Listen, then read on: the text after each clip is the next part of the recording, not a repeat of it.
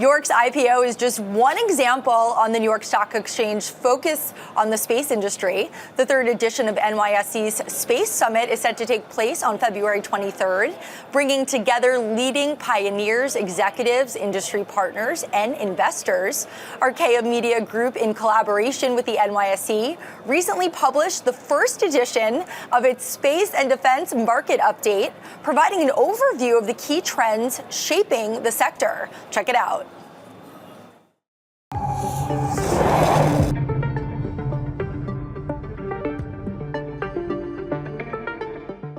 Hi everyone, and welcome to the Space and Defense Market Update. I'm Mo Islam, CEO of Arkaea Media Group. We're a multi-brand news media company focused on critical technologies that are linked to national security. We have two flagship brands, Payload, which covers the space industry, and Tectonic, which covers defense innovation. We're super excited to be here today. We've joined forces with NYSE to provide you a monthly update on everything you need to know as an investor in the space and defense world. I'm joined here by Jack Kerr, Research Director at Payload. Jack, thanks so much for being with us today. I do want to start off the show talking about space. We've seen an enormously successful year for the industry. I mean, just evidenced by the public markets, like space companies, there's about 22 public space companies that are up about 175% over the last year. That's outperformed the S&P 500, the NASDAQ, Mag 7, Bitcoin, you name it. What's happening? And I mean, tell us what you think is what stands out to you the most. Yeah, so 2025 was really a convergence of a number of different tailwinds that shored up the space story. The biggest here was the introduction of the Golden Dome missile defense architecture, which is poised to run through space. And this can be a multi-decade long initiative requiring hundreds of billions of dollars from the Pentagon, which is a very positive sign for the space industry. The broader theme here is that there's a growing realization that space-based capabilities, that being launch, that being satellite communications, that being imaging, that being sensing, is increasingly critical to modern defense. Right, and that's just the US, right? Yeah. You're seeing a similar pattern play out in Europe on sovereignty. It's front and center right now, given the geopolitical issues. Like, what are we seeing in Europe? Yeah, a ton of investment from European countries and investors into European space businesses.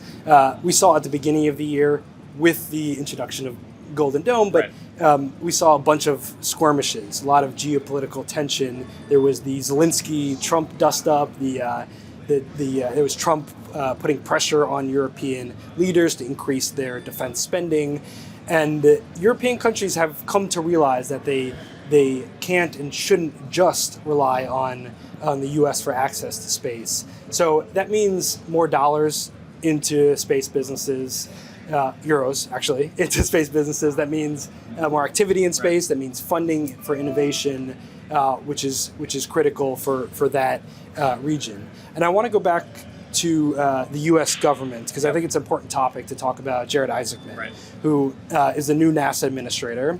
And he comes from the commercial sector, and he's going to come in and really push a further commercialization of space. And that means, a positive demand and tailwinds for more innovation-focused, smaller businesses that we cover. Yeah, and it's a great point. And I think Jared's appointment also has signaled sort of this end of the slow traditional procurement era in NASA and a shift towards more commercially friendly NASA. And look, we might be looking at the most commercially minded NASA administrator we've ever had. I hope I don't offend someone. offend someone by that comment, but I think it's created significant optimism around space and space newcomers, and especially those that are pushing innovation. I mean, Jared's been to space twice through SpaceX, and we'll talk about SpaceX, but I do want to talk a bit about SpaceX's competition. Blue Origin, Jeff Bezos, they had a massive win in 25. Tell us about that. Yeah, so SpaceX is the most dominant player here. They have the most launches, the most satellites in space, but there was a number of companies, other companies, maybe smaller companies, new entrants that made a big splash this year. Namely, you just mentioned Blue Origin, who launched their New Glenn rocket, this really big rocket, and were able to land the booster, which was a key milestone. They did that this year. There are other companies that are actually publicly traded, some on the New York Stock Exchange, like Planet Labs, and Rocket Lab and AST Space Mobile that were able to get a nice footing this year as well. Yeah, and it's interesting. I think 2025 was also the year where launch became really boring, right? Like SpaceX launched 165 times. That's about 3 times a week. No one talks about that anymore, right? You have your space nerds that do, but other than that, launch has become boring. So what does that tell you about how the industry is evolving right now? Yeah. It's boring from an investor perspective, but still fun for a space nerd like us perspective. Yeah. But from that business point of view, launch is infrastructure, and the really exciting thing here is the downstream applications.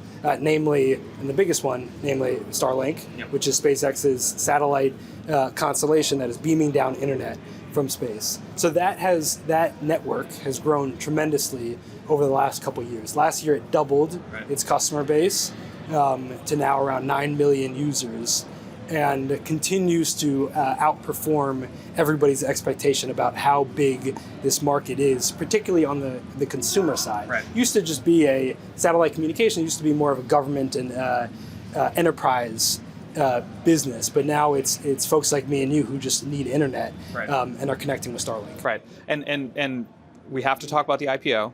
So SpaceX is going to go public potentially, maybe. We don't know for sure, but it's looking likely.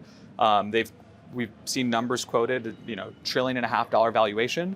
We'll find out who the book runners on that deal are going to be. It's either going to be, it sounds like the rumors are Morgan Stanley and Goldman. But what are your general thoughts about the SpaceX IPO?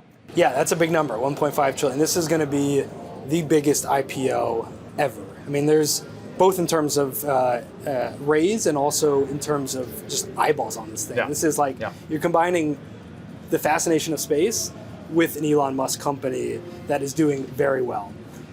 So we're already seeing that play out in the market now where companies are being re-rated, publicly traded companies are being re-rated based on that $1.5 trillion valuation. Hey, if SpaceX is worth that, what is Rocket Lab, the second most prolific launcher, what should they be worth? Right. Is it 10% of SpaceX? Is it 1% of SpaceX? So the market's really trying to figure that out now.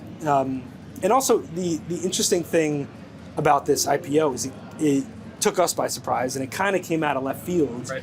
And the reason for this is the impetus is not to fund Starlink. Right.